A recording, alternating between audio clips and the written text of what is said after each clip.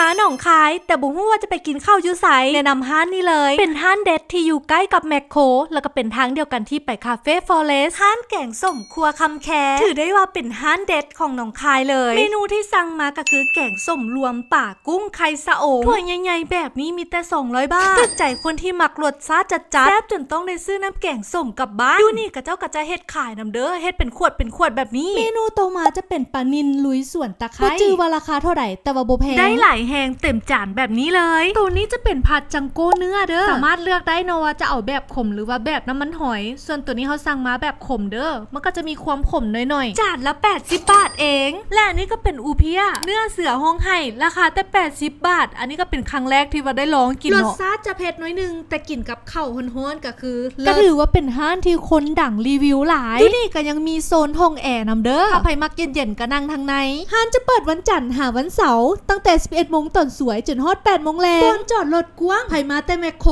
ก็อย่าลืมมาแว